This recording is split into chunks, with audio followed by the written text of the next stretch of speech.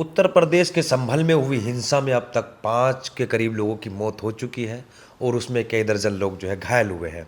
वहीं वहां पर संभल की पुलिस ने लगभग 800 के खिलाफ अज्ञात में एफआईआर दर्ज की है और लगभग सैकड़ों के खिलाफ नामजद एफआईआर भी दर्ज की है। वहीं पर जो वहां के लोकल जो मेंबर ऑफ पार्लियामेंट है ज़ियाउर रहमान बर्क और जो वहां के लोकल एमएलए हैं इकबाल महमूद, उनके खिलाफ भी इसमें एफआईआर दर्ज की गई है। उत्तर प्रदेश के संभल में 5 लोगों की हुई मृत्यु के मामले में कुछ लोग इसकी तुलना जलियांवाले बाग हत्याकांड से कर रहे हैं। हमारे साथ में श्रीनगर के सांसद आगा रुहुल्ला मेहंदी साहब हैं। हम इनसे जानने की कोशिश करेंगे कि संभल में हाल ही में 5 के करीब लोगों की मौत हुई है।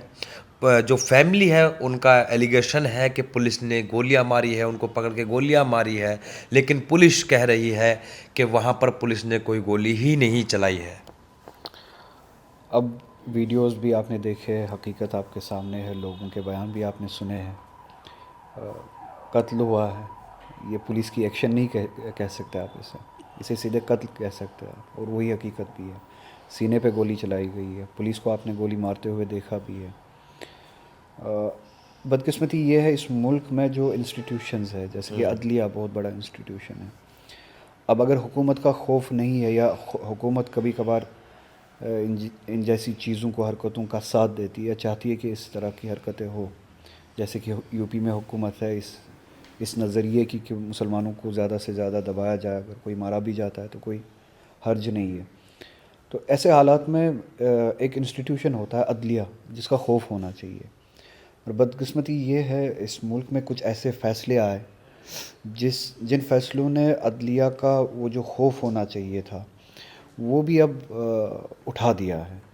अब जब अदलिया ये कहे बाबरी मस्जिद के हवाले से कि बाबरी मस्जिद गिराना जुर्म था, बाबरी मस्जिद जब बनाई गई वहाँ पे कोई मंदिर गिराया नहीं गया, बाबरी मस्जिद में मूर्ति रखना जुर्म था, तो जुर्म करने के बावजूद भी जिन्होंने वो जुर्म किए उन्हीं को आप इनाम दे और जिनके ख़िलाफ़ वो जुर्म हुए उनको आप सज़ा दे। फिर एक ट्रेंड बनती है कि इस तरह के जुर्म आप बार बार कर सकते। उसी का नतीजा है कि आपने कल संभल में देखा, न सिर्फ हलाकतें, बल्कि हलाकतें जिन वजूहात से हुई वो भी तशवीशनाक है कि किसी भी इबादत, किसी भी मज़हब के इबादत गाह पे आके आप ये कहें कि ये इबादत गाह दरअसल कुछ और थी, और माहौल इस तरह का बनाया जाए कि जो दावा करने वाला है इंस्टीट्यूशंस बायस्ड हो, उनके हक़ में हो, ज़बरदस्ती वो एक माहौल को, एक झूठ को सच बनाने की कोशिश करे। जिस तरह से पुलिस और सिविल एडमिनिस्ट्रेशन आपने देखा कि एक बार सर्वे होने के बावजूद वो फिर से सर्वे करने जाते हैं और उन नारों के साथ जाते हैं, ऑफिसर्स उन नारों के साथ जाते हैं, जिससे सीधे पता चलता है कि ये गवर्नमेंट नहीं है, ये एक न्यूट्रल इंस्टीट्यूशन नहीं है, ये किसी ख़ास मज़हब का एक फ़ोर्स है। तो उसी के नतीजे में जो फिर लोगों ने वहाँ पे एतराज़ किया और उस एतराज़ करने पे, जो प्रोटेस्ट करने पे जो गोलियाँ चली, ये गोली चलाने वाला ये पहला शख्स नहीं है जो इसमें ज़िम्मेदार है। ये एक पूरी लाइन है, इंस्टीट्यूशंस की पूरी एक लाइन है जिसने नॉर्मलाइज़ किया है इस हकीकत को कि आप जुर्म, इस तरह का जुर्म मुसलमानों के ख़िलाफ़ कर सकते हैं, ये काबिल कबूल है। तो ये गोली न सिर्फ उस पुलिस वाले के हाथ से चली है, ये गोली उन सभी वजूहात से चली है। इसके पीछे वो सारे वजूहात हैं जो इंस्टीट्यूशन से यहाँ पे कॉम्प्रोमाइज़ हो गए हैं। फ्रेंडशिप ऑफ वर्शिप एक्ट 1991, जिसमें साफ साफ कहा गया था कि आपका 15 अगस्त 1947 से पहले जो भी धार्मिक स्थल जहाँ पर थे वो वहीं पर रहेंगे, उनको कन्वर्ट नहीं किया जा सकता है। लेकिन उसके बावजूद यहाँ पर जो है कुछ धार्मिक स्थलों में बदलाव किए जा रहे हैं। कभी भी देखते हैं आप कि किसी भी मस्जिद के खिलाफ एक कोर्ट में याचिका पहुँच जाती है कि यहाँ पर मंदिर था, और प्लेशिप ऑफ वर्शिप एक्ट होने के बावजूद अदालतें सर्वे का आदेश दे रही हैं। तो क्या आपको लगता है कि कानून होने के बावजूद उसका उल्लंघन कुछ अदालतें भी जो है कर रही हैं, कि मतलब उस पर अमल नहीं है वर्शिप एक्ट ये पर? आप कॉन्स्टिट्यूशन की बात कर रहे हैं, जी आइन की बात कर रहे हैं, या संविधान जिसे आप कहते हैं, या आप उसकी बात कर रहे हैं, कानून की बात कर जी रहे जी हैं। अब इस मुल्क में है कहाँ पे कॉन्स्टिट्यूशन या कॉन्स्टिट्यूशन की, आइन की यहाँ पे ताबेदारी कहाँ होती है? ये मुल्क अभी इस वक्त थोड़ी कॉन्स्टिट्यूशन के हिसाब से चल रहा है। कल जो गोली चली, अगर कॉन्स्टिट्यूशन होता तो वो गोली नहीं चलती।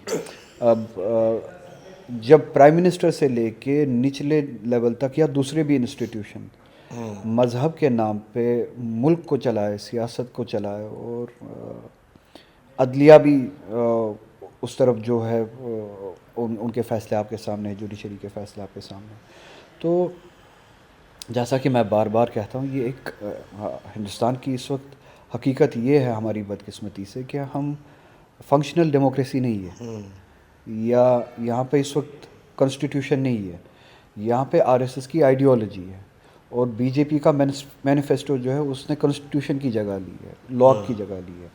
तो ये तशवीशनाक है, ये सिचुएशन जो है इस वक्त ये तशवीशनाक है कि जैसे कि आपने कहा, अदलिया भी आंखें बंद करके ये सब होने देती है, या कभी कभार वो ऑर्डर्स निकालती है कि जैसे कि आपने कहा इबादतों की जगह जो 1947 से पहले जिस शक्ल में थी, कानून आपका ये बताता है कि 1947 के बाद वो उन्हीं शक्लों में रहेगी। अब अदलिया ऑर्डर देता है कि आप सर्वे करो, तो ये खिलाफ वर्जी है, जिसे आप उल्लंघन कहते हैं, वो खिलाफ वर्जी है आइन की जो इंस्टीट्यूशंस करते हैं। तो अब 10 साल से ज़्यादा वक्त होने को है, अगर आप ये भी ना समझ पाए कि कॉन्स्टिट्यूशन की जगह जो है वो आरएसएस की आइडियोलॉजी ने ली है, और लॉ की जगह जो है वो बीजेपी के मैनिफेस्टो ने ली है, तो शायद हम गफलत में हैं। तो ज़रूरत इस बात की है कि अगर कोई चाहता है ये मुल्क अपनी शक्ल में बचे, जो भी हो, मुसलमान हो, हिंदू हो, ईसाई हो, सिख हो, अगर वो चाहता है कि ये मुल्क अपनी शक्ल में बचे, अपनी सूरत में बचे, जिन उसूलों पे हमने ये मुल्क बनाया था उन उसूलों पे कायम रहे, तो ये वक्त है खड़ा होने का, ये वक्त है इस मुल्क को बिगड़ने से बचाने के लिए। सबसे बड़ा रोल जो है इसमें अपोजिशन का है, कांग्रेस का है। बदकिस्मती से मुझे दिख नहीं रहा है अभी जिस हवाले से उनको, जिस तरीके से उनको, जिस जोश खरोश से उनको, जिस नीयत से उनको इन चीज़ों के लिए खड़ा होना चाहिए था, शायद अभी खड़ा नहीं हो रहे, किन वजूहात से नहीं हो रहे।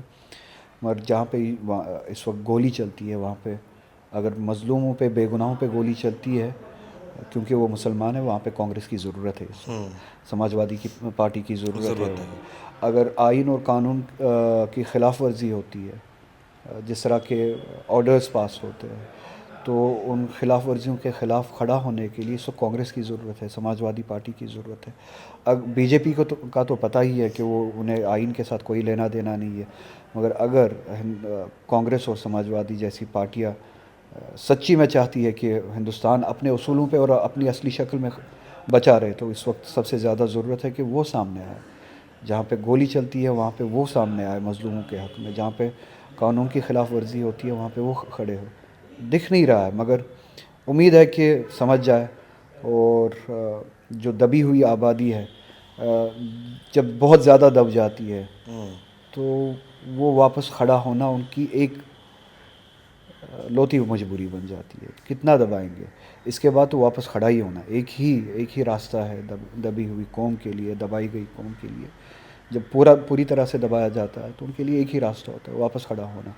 तो कोई पार्टी इस बात को समझे या ना समझे, जो दबाए जा रहे हैं, चाहे मुसलमान हो, दलित हो, या जो भी कौमें दबाई जा रही है इस मुल्क में, उनको अपने वजूद के लिए कभी ना कभी तो खड़ा होना ही पड़ेगा। उम्मीद है कि ये मुल्क ठीक हो, इस मुल्क के इंस्टीट्यूशंस अपना काम करना शुरू करें। संभल की जिस मस्जिद को लेकर, जामा मस्जिद को लेकर जो ये विवाद हुआ है, जो हिंसा हो रही है, जो 5 लोग अपनी जो है जान गंवा चुके हैं, जो दर्जनों लोग अपनी जो है गिरफ्तारियाँ दे चुके हैं, उसमें एक एडवोकेट दिल्ली से पहुंचकर याचिका कोर्ट में डालते हैं, और जिस दिन वो याचिका डाली जाती है उसके 1 घंटे के अंदर ही अदालत सर्वे का आदेश दे देती है, और दूसरे ही घंटे जो है वहाँ पर सर्वे करने वाली टीम वहाँ पर पहुँच भी जाती है, और जो भी कोर्ट ने जो आदेश दिया था सर्वे का, उसकी कॉपी न सेकंड पार्टी को दी जाती है, और सेकंड पार्टी के पहुंचने से पहले ही वो आदेश जो है वहाँ पर जारी हो जाता है, उसको सुने बिना, जो दूसरा पक्ष था, जो मुस्लिम पक्ष था। तो आपको क्या लगता है कि इस जल्दबाजी के पीछे उनका क्या कारण था, क्या मकसद था? क्या वो चाहते थे कि उसी घंटे आपकी याचिका दाखिल हो रही है, उसी घंटे आप आदेश भी दे रहे हैं, पहली जो सेकंड पार्टी थी उसको सुने बिना, और सर्वे भी उसी रात में जो है हो जा रहा है? विजिबल है ना, पूरा ज़ाहिर है। इंस्टीट्यूशंस, जैसे कि मैंने कहा, एक ख़ास आइडियोलॉजी के लिए काम कर, मैं नहीं कहूँगा मज़हब, क्योंकि हिंदुओं में बहुत सारे ऐसे लोग हैं, अक्सरियत में ऐसे लोग हैं जो चाहते हैं कि न सिर्फ ये आइन बचे, बल्कि उस मज़हब की असली शक्ल भी बचे। आरएसएस वाली शक्ल उनके मज़हब की शक्ल नहीं है, वो चाहते हैं। मगर लोगों की बात अपनी जगह, इंस्टीट्यूशंस चाहते हैं कि इस वक्त जो इंस्टीट्यूशंस की हालत है, एक ख़ास आइडियोलॉजी की खिदमत करे या उनका एजेंडा पूरा करे। आरएसएस की आइडियोलॉजी, आरएसएस इन्फिल्ट्रेट हो चुका है इंस्टीट्यूशंस में, कंप्रोमाइज़ हो चुके हैं। तो ये बायस, ये जो आप कह रहे हैं कि एक ही घंटे में अपील को कबूल किया जाता है और उस पर हुक्म भी सादर किया जाता है कि चलिए जी सर्वे कर देते, एक ही ये बायस है। न सिर्फ बायस, ये इसके ज़रिए फैसिलिटेट किया जाता है, इंस्टीट्यूशनली फैसिलिटेट किया जाता है आरएसएस की आइडियोलॉजी को और उनके डिज़ाइंस को। ये चाहते हैं कि मुसलमानों के ख़िलाफ़ जो इनके प्रोपेगेंडाज़ है, मुसलमानों के ख़िलाफ़ जो इनके डिज़ाइंस है, मुल्क में यही सब चलता रहे। मंदिर के नाम पे, मस्जिद के नाम पे, मुसलमानों को कत्ल करने के नाम पे एक पॉलिटिकल माहौल बना रहे, एक नैरेटिव बना रहे, जिससे ये वो हार्डकोर हिंदुत्व वोट बैंक है इनका, उसको राज़ी करते रहे और उसकी बुनियाद पे हुकूमतें बनाते रहे और इलेक्शंस जीतते रहे। और फिर से वही कहूँगा, इस सारे प्लान में इंस्टीट्यूशंस फैसिलिटेटर्स बन रहे हैं, साथ दे रहे, ये होने दे रहे। बदकिस्मती है इस मुल्क की। पार्लियामेंट में आप इस संभल को लेकर जो है क्या कुछ उम्मीदें हैं आपसे? जो इरादा है कि लोगों जब भी बात करने का मौका मिलेगा, जिस भी मोशन के हवाले से, संभल पे भी बात करूँगा। हिमाचल में आपने देखा होगा कि कश्मीरी ताजिरों के साथ ताजिरों कैसे के साथ जो उनसे जय श्री राम बोलिए जो है ये कहा गया। आप जय श्री राम तो बाद की बात होने, ये कहा गया कि आप हिंदुस्तान क्यों आए, हिंदुस्तान आप क्यों कश्मीर चले जाओ। कश्मीर ये तो बीजेपी के अपने नैरेटिव के वर्क से, वो तो कहते थे कि हमने 370 हटा के इंटीग्रेट किया है कश्मीर को। अब खुद बोलते हैं कि कश्मीर अलग है और हिंदुस्तान अलग है। फिर कहा गया कि जय श्री राम बोला जाए, तभी यहाँ पे रुकने का हक है। तो संभल का इशू बहुत बड़ा इशू है, इस पर बात करने की ज़रूरत है। सीने पे गोलियां चलाई गई है, 5 लोग अभी तक कत्ल हो क्योंकि चुके ऐसा पहली बार नहीं हुआ है। एनआरसी सीए प्रोटेस्ट के दौरान जो फैमिली का आरोप है, लगभग 37 के करीब लड़के को वहाँ पर जो है इंतकाल हुआ था।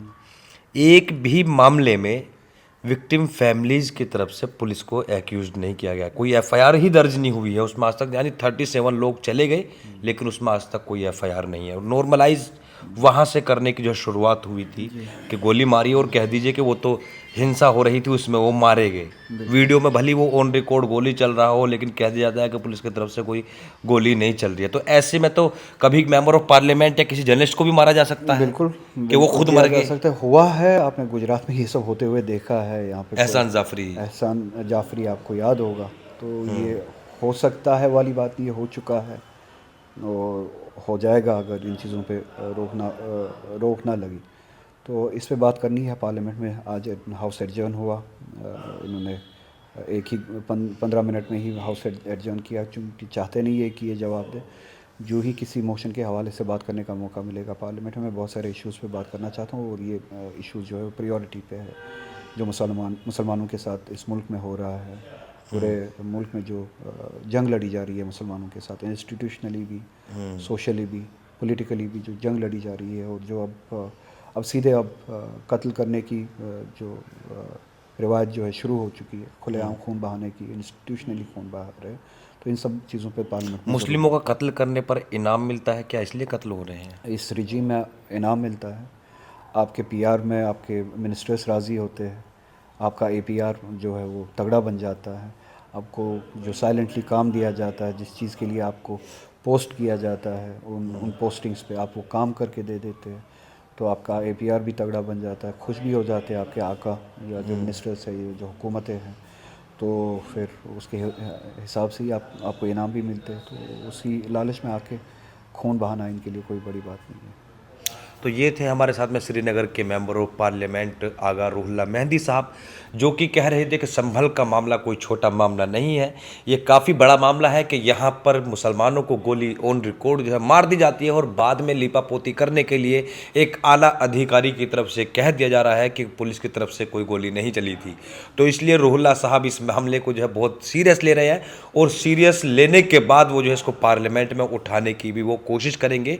आज मामला ये हुआ कि पार्लियामेंट पार्लियामेंट जो है स्थगित कर दी गई है। पार्लियामेंट जो है सरकार ने, बीजेपी ने नहीं चलने दी और वो स्थगित हो गई है। जैसे ही 2 दिन बाद पार्लियामेंट के जो है शुरू होगी तो उसमें रुहुल्ला साहब संभल के मामले को ज़रूर उठाने की बात कर रहे हैं, क्योंकि उनका मानना है कि इस देश में कॉन्स्टिट्यूशन ख़त्म हो चुका है, सिर्फ डे मनाया जा रहा है, सिर्फ दिवस जो है मनाया जा रहा है।